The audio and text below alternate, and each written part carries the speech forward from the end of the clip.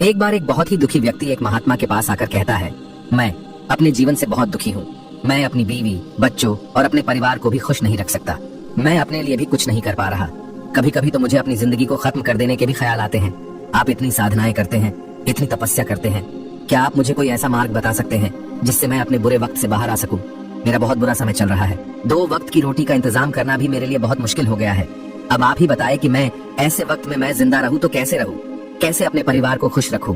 कृपया करके कोई साधारण सा तरीका बताने की कृपा करें ताकि मैं आसानी से समझ सकूं, क्योंकि मैं बहुत पढ़ा लिखा नहीं हूँ। अगर आप बड़ी से बड़ी ज्ञान की बातें करेंगे तो शायद मैं कभी समझ भी नहीं पाऊंगा। ये सुनकर महात्मा ने मुस्कुराते हुए कहा कि तुम एक काम कर सकते हो। फिर महात्मा ने सामने की ओर इशारा करते हुए कहा कि उस ऊंची पहाड़ी पर एक मंदिर है और उस मंदिर के पास चींटियों का एक घर है जहाँ पर हजारों चींटियां रहती है।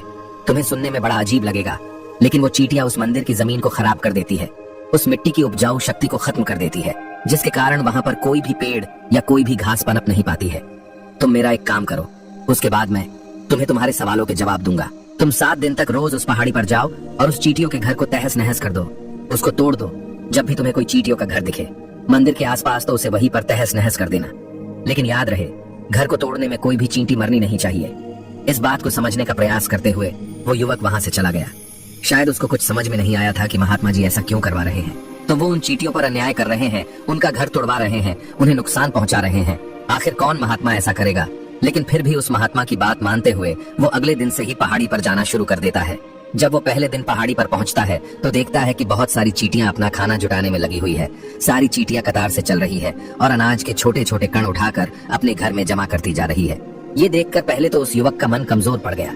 उसने सोचा कि ये इतनी मेहनत करके अपना घर भर रही है और मैं इनके घर को तबाह कर दूंगा तो इनको कितना बुरा लगेगा। लेकिन फिर उसने उस महात्मा की बात याद करते हुए उस घर को तोड़ना शुरू कर दिया। जल्द ही चींटियों में हाहाकार मच गया। वो इधर उधर दौड़ने लगी। अभी तक जो कतार से चल रही थी अब वो बिखर गई और इधर उधर अपनी जान बचाने के लिए भागने लगी। थोड़ी देर में घर टूट गया और सारी चींटियां इधर उधर छुपने के लिए भाग चुकी थी। ये करने के बाद वो युवक दुखी मन से वापस अपने घर पर लौट आया। उसका मन परेशान था, दुखी था, पश्चाताप से भरा हुआ था। फिर उसने अपने बिस्तर पर रात में लेटे लेटे ही सोचा कि अब तो उन चींटियों का घर तबाह हो चुका है, अब वहाँ वापस जाने का क्या फायदा होगा, क्योंकि चींटियों का घर तहस नहस करने के लिए महात्मा जी ने कहा था, जो मैं कर चुका हूँ। लेकिन फिर कुछ सोचकर अगले दिन उसने फिर से जाने का निश्चय किया और अगले दिन सुबह सुबह उठकर वो वापस उसी पहाड़ी पर पहुंच जाता है। पहाड़ी पर पहुंचकर वो उसी जगह पर पहुंचता है जहाँ पिछले सुबह उसने उस घर को तहस नहस कर दिया था। लेकिन वो ये देखकर चौंक जाता है कि उन चींटियों ने फिर से अपना घर उसी जगह पर बना लिया था और अब वो फिर से अपने घर के लिए सामान इकट्ठा करने में जुटी हुई थी। उस आदमी को देखकर लगा कि ये चींटियां कितनी मूर्ख है। इनको पता है कि कल ही इनका घर इसी जगह पर तबाह किया गया था और उसी जगह पर उन्होंने अपना नया घर भी बना लिया। और ये सोचकर वो आदमी हंसने लगा। लेकिन फिर से महात्मा की बात याद करते हुए उसने उन चींटियों का घर फिर से तबाह करना शुरू कर दिया। फिर से उन चींटियों में हलचल मच गई और थोड़ी देर में वो चींटियां इधर उधर अपनी जान बचाने के लिए भागने लगी। कुछ ही देर में उनका घर फिर से नष्ट हो गया और वो युवक थोड़ा संतोष के भाव से कि इस बार तो मैं अच्छी तरह से उस घर को तबाह कर दिया है, अब तो वो चींटियां यहाँ पर अपना घर बना ही नहीं पाएंगी। इसीलिए जाने से पहले उसने उस घर पर ठंडा पानी भी डाल दिया ताकि चींटियां वहाँ पर अपना घर न बना सके। और इस तरह अपना कर्म पूरा करके वो युवक फिर से अपने घर लौट आया। आज रात में सोते वक्त फिर से वो युवक यही सोच रहा था कि क्या महात्मा ये सही काम करवा रहे हैं? क्या किसी का घर तबाह करना किसी सिद्ध पुरुष को शोभा देता है? क्या हो अगर वो महात्मा सिद्ध पुरुष हो ही ना, क्या होगा अगर वो मुझे बेवकूफ बना रहे हो? लेकिन फिर उसने निश्चय किया कि मैं अपने काम को पहले पूरा कर लेता हूँ, उसके बाद ही पता चलेगा कि महात्मा मुझे से ऐसा क्यों करवा रहे थे। और यही सोचकर वो रात में सो जाता है। अगले दिन सुबह उठकर वो फिर से उसी पहाड़ी की ओर निकल जाता है। पहाड़ी पर पहुंचकर वो उसी जगह पर पहुंचता है जहां पर उसने उनके घर को तबाह कर दिया था और वो ये देखकर खुश हो जाता है कि वहां पर कोई भी घर नहीं था। सारी चींटियां वहां से भाग चुकी थी। अब उसने सोचा कि अब मेरा रोज रोज आने का क्या फायदा होगा, क्योंकि चींटियां तो अपना घर बदल चुकी है और महात्मा जी ने मुझे 7 दिन आने के बाद कहा था, लेकिन आज तो तीसरा ही दिन है, अब बाकी 4 दिन वापस आने का क्या फायदा होगा। और यही सोचकर उसने निश्चय किया कि यहाँ से वो सीधा उसी महात्मा के पास जाएगा और उनको ये सारी खबर बता देगा।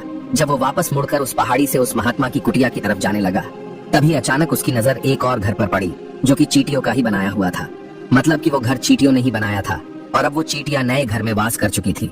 ये नया घर उनके पुराने घर से थोड़ी ही दूरी पर था और जब उसी युवक की नजर उस घर पर पड़ी तो उसने सोचा कि शायद महात्मा को पता था कि ये चींटियां अपना घर यहाँ से बदलकर किसी दूसरी जगह पर बना लेगी, इसीलिए उन्होंने मुझे 7 दिन आने के बाद कहा था। और ये विचार करके वो उनका नया घर भी तोड़ने के लिए पहुंच जाता है। जब वो वहां पहुंचा तो चींटियां उसी तरह अपने कार्य में लगी हुई थी। वो अपने लिए खाना इकट्ठा कर रही थी। और अपने घर में जमा कर रही थी। जब पुराना घर टूटा था वहां भी अनाज के कण बचे हुए थे और चींटियां वहां से भी अनाज इकट्ठा कर करके वापस अपने नए घर में ला रही थी। अब यहाँ पर फिर से युवक का मन थोड़ा कमजोर पड़ गया, क्योंकि वो खुद भी कमजोर था, खुद भी वक्त का मारा हुआ था। इसीलिए उसके मन में उन चींटियों के प्रति दया का भाव उमड़ रहा था। उनके ऊपर उसे दया आ रही थी। वो चाहता था कि उनकी मदद करे, लेकिन वो उल्टा उनको नुकसान पहुंचा रहा था। लेकिन उस महात्मा की बात को याद करते हुए उसने फिर से उस घर को तोड़ने का निश्चय किया और उसने इस बार बड़ी ही सावधानी के साथ बिना किसी चींटी को कोई नुकसान पहुंचाए वो घर तबाह करना शुरू कर दिया। वक्त थोड़ा ज्यादा लगा, क्योंकि किसी भी चींटी को नुकसान न पहुंचने की शर्त महात्मा ने पहले ही रखी थी। इसीलिए उसको बड़ी सावधानी के साथ उन घरों को तबाह कर रहा था। लेकिन आखिरकार उसने उस घर को भी तबाह कर दिया और उस घर को तबाह करने के बाद वो बड़े ही दुखी मन से, इस बार वो पहले से भी ज्यादा दुखी था, क्योंकि उसने उनका नया घर भी तोड़ दिया था। वो उन चींटियों को बसने ही नहीं दे रहा था और वो अब अपने आप को शैतान या दानव समझने लगा था। लेकिन फिर भी उस महात्मा की बात को मानते हुए वो अपने घर पर दुखी मन से वापस आ गया। रात में सोने से पहले एक बार उसने फिर से सोचा कि मैं कितना बड़ा शैतान हूँ, कितना बड़ा दानव हूँ। पुराना घर तो छोड़ो, मैं उन चींटियों को कहीं भी बसने के लिए कोई जगह ही नहीं दे रहा हूँ। वो चींटियां मेरे बारे में क्या सोचती होगी? वो कितना बड़ा दानव होगा उस परमात्मा को जो मेरे द्वारा ये काम करवा रहा है। लेकिन फिर भी उसने अगले दिन जाने का निश्चय किया और अगले दिन सुबह सुबह वो फिर से वहां पर पहुंच गया। वो ये देखकर फिर से आश्चर्यचकित रह जाता है कि इस बार चींटियों ने एक और नई जगह पर अपना घर बना लिया था। वो तो पहले से भी ज्यादा ऊर्जा के साथ काम कर रही थी और उन्होंने एक रात में पहले से भी बड़ा घर बना लिया था और अब वो फिर से अपना अनाज और खाना इकट्ठा करने में जुटी हुई थी। ये देखकर उस आदमी को लगा कि ये चींटियां किस मिट्टी की बनी हुई है। मैं उनको बार बार यहाँ से भगाने की कोशिश कर रहा हूँ और ये वहीं पर अपना घर बना लेती है। क्या इनको पता नहीं है कि मैं यहाँ पर कभी भी बसने नहीं दूंगा? ये चींटी है, दिखने में इतनी छोटी है, लेकिन फिर भी ये मुझसे हार नहीं मान रही है। बड़ी ताज्जुब की बात है। और इस बार उसने गुस्से में उस घर को तहस नहस करना शुरू कर दिया। लेकिन इस बार तहस नहस करते हुए कुछ चींटियां वहीं पर मर गई, उसके पैरों तले कुचल दी गई। कुचलने के बाद जब वो अपने अहंकार से बाहर आया तो उसने देखा कि गुस्से में उसने उन चींटियों को कितना क्षति पहुंचा दी है। उसका मन पश्चाताप से भर गया और वो रोता हुआ अपने घर की तरफ बढ़ गया। रात में सोते वक्त उसने सोचा कि मैं उन चींटियों पर बहुत ज्यादा अत्याचार कर रहा हूँ, अब इससे ज्यादा अत्याचार मैं नहीं कर पाऊंगा। और यही सोचकर वो अगले दिन उन चींटियों के लिए अपने घर से थोड़ा आटा लेकर उसी पहाड़ी पर पहुंच जाता है। आज उसके मन में उन चींटियों के प्रति श्रद्धा का भाव था, दया का भाव था। आज वो उनकी मदद करना चाहता था। और जब वो वहां पर पहुंचा तो चींटियां फिर से अपने नए घर को बनाने में जुटी हुई थी। उसने बड़े ही करुणा के साथ उन चींटियों को अपना लाया हुआ आटा खिलाया। अगले 7 दिनों तक वो ऐसा ही करता रहा। वो रोज सुबह जाता, उन चींटियों को अपने हाथों से आटा खिलाता। 7 दिन के बाद वो युवक उस महात्मा के पास पहुंचकर हाथ जोड़कर बोलता है कि हे महात्मा जी, मुझे माफ कर देना। मैंने उन चींटियों का घर तबाह करने के लिए बहुत कोशिश की। मैंने उनका घर तबाह किया भी, 1 बार नहीं 4 बार मैंने उनका घर तोड़ा। उसके बाद मैं हिम्मत नहीं कर पाया, उनके घर को नहीं तोड़ पाया। मैं समझ सकता हूँ कि मैं आपका काम पूरा नहीं किया और इसके बदले आप मुझे तरीका भी नहीं बताएंगे जो कि मुझे मेरे बुरे समय से बाहर निकाल सकता है। लेकिन मुझे इसका कोई परवाह नहीं है। मुझे लगता है कि मैंने जो किया वो सही किया, इसीलिए मैं आपसे आज्ञा लेकर वापस जा रहा हूँ। कृपया मुझे वापस अपने घर जाने की आज्ञा दीजिए। ये सुनकर महात्मा ने मुस्कुराते हुए कहा कि अरे बेटा, कहाँ चल दिए? रुको तो सही, जलपान तो कर लो, थोड़ी देर ठहर जाओ, उसके बाद चले जाना। और ये कहकर वो महात्मा उस युवक के लिए पानी लेकर आते हैं। पानी पिलाने के बाद महात्मा उस युवक से पूछते हैं कि तुम मुझे ये बताओ कि आखिर तुम उन चींटियों का घर तबाह क्यों नहीं कर सके?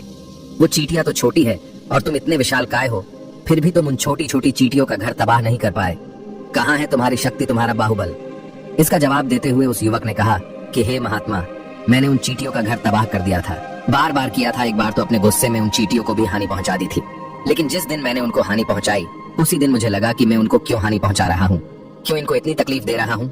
और उसी दिन से मैंने उनको क्षति पहुंचाने की वजह, नुकसान पहुंचाने की वजह उनकी सहायता करनी शुरू कर दी। ये सुनकर उस महात्मा ने कहा कि ये ही तो सीखने की बात है। एक छोटी सी चींटी हमें जीवन का संदेश दे जाती है। मैंने तुम्हें उन चींटियों का घर तबाह करने के लिए नहीं भेजा था, मैंने तुम्हें भेजा था ताकि तुम उन चींटियों से कुछ सीख ले सको। तुम्हें क्या सीख मिली? उन चींटियों से क्या मुझे बता सकते हो?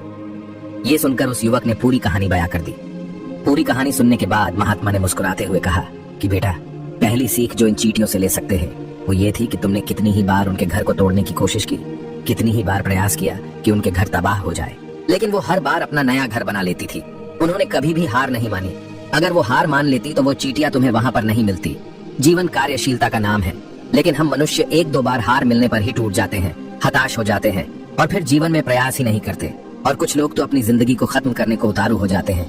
लेकिन जानवरों में तुमने एक बात देखी होगी कि वो अपना जीवन खुद से कभी खत्म कर ही नहीं सकते हैं। तुमने कभी नहीं सुना होगा कि किसी जानवर ने आत्महत्या कर ली, चाहे वो जानवर कितना भी भूखा क्यों ना हो, कितना ही दुखी क्यों ना हो। लेकिन वो अपने जीवन के लिए हमेशा संघर्ष करता रहता है।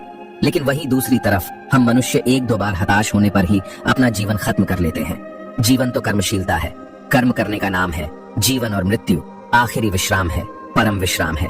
इसीलिए मृत्यु से पहले कर्म करना कभी मत छोड़ना, क्योंकि मृत्यु के बाद तो तुम परम विश्राम में चले ही जाओगे। तो उससे पहले कर्म करना क्यों छोड़ रहे हो? क्यों हताश हो रहे हो?